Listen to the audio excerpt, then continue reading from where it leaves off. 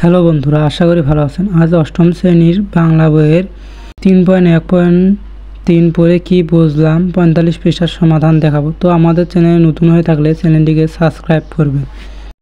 চলো ভিডিওটা শুরু করা যাক। 7 মার্চের ভাষণ রচনা ভিত্তিতে নিচের কয়েকটি প্রশ্ন দেওয়া আছে। তোমাদের সহপাঠীদের সাথে প্রশ্নগুলোর উত্তর আলোচনা করো, সংক্ষেপে উত্তরগুলো তৈরি করো এবং উপস্থাপন করো। উপস্থাপনের শেষে শিক্ষকের পরামর্শ অনুযায়ী সংশোধন করো। তো ক নম্বর প্রশ্নে লেখা আছে, এই ভাষণের 3টি গুরুত্বপূর্ণ কথা নিচে উল্লেখ করো। তো আমরা এর নমুনা উত্তর হিসেবে লিখতে পারি, এই ভাষণের 3টি গুরুত্বপূর্ণ কথা নিচে লেখা হলো। উত্তর 1 নম্বরে, বাঙালি বিভিন্ন সময়ের ভিন্ন অধিকার আদায়ের জন্য বুকের তাজা রক্ত ঢেলে দিয়েছে রাজপথে। তাই বঙ্গবন্ধু বলেছেন, বাঙালির ইতিহাস রাজপথ রঞ্জিত করার ইতিহাস। 2 নম্বরে লিখতে পারি, যদি কেউ এর ন্যায্য কথা বলে সেক্ষেত্রে আমরা সংখ্যায় বেশি হলেও তার ন্যায্য কথা আমরা মেনে নিব।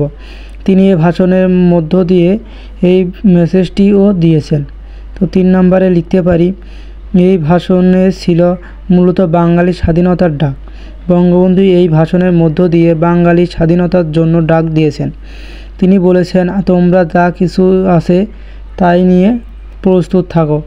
মনে রাখবা, রক্ত যখন দিয়েছি তখন আরও দেব, তবে এদেশের মানুষকে মুক্ত করেই ছাড়ব ইনশাআল্লাহ। তো এইভাবে আমরা ক নম্বর প্রশ্নের উত্তরটি লিখতে পারি। খ নম্বরে দেওয়া আছে, বাংলাদেশের মানুষের মুক্তির আকাঙ্ক্ষা বঙ্গবন্ধু এই ভাষণে কতটুকু প্রতিফলিত হয়েছে।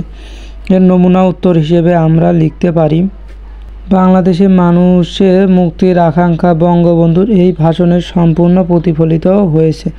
তো এইভাবে আমরা খ নম্বর প্রশ্নের উত্তরটি লিখতে পারি। ভিডিওটি ভালো লাগলে লাইক করবেন। তো গ নম্বর প্রশ্নে লেখা আছে, সাধারণ পদ রচনা থেকে ভাষণ কোন দিক থেকে মিলে আলাদা। এর নমুনা উত্তর হিসেবে আমরা লিখতে পারি, সাধারণ গদ্য রচনা থেকে ভাষণ কোন দিক থেকে আলাদা। উত্তর, সাধারণ রচনা থেকে ভাষণ আলাদা হওয়ার কারণ হলো ভাষণ প্রদান করা হয় শ্রোতাদের সময়ের উপস্থিত হয়ে। এটি একটি সরাসরি ও প্রত্যক্ষ যোগাযোগের মাধ্যম। তো খ নম্বর প্রশ্নে লেখা আছে, কি কি উপলক্ষে ভাষণ দেওয়া হয়। তো এর নমুনা উত্তর হিসেবে আমরা লিখতে পারি, উত্তর, বিভিন্ন উপলক্ষে ভাষণ দেওয়া হয়, যেমন কোনো একটি জাতীয় দিবস, কোনো শিক্ষকের বিদায় ও সংস্থা, স্কুলের নবীন শিক্ষার্থী বরণ করা, জন্মবার্ষিকী উপলক্ষে আন্দোলন সভা, রাজনৈতিক সভা, ধর্মীয় পুরস্কার বিতরিত অনুষ্ঠান বা বিভিন্ন ধরনের সামাজিক ও সাংস্কৃতিক অনুষ্ঠান। এরকম ভিডিও পেতে চ্যানেলটিকে সাবস্ক্রাইব করো এবং ভিডিওটি ভালো লাগলে লাইক করো।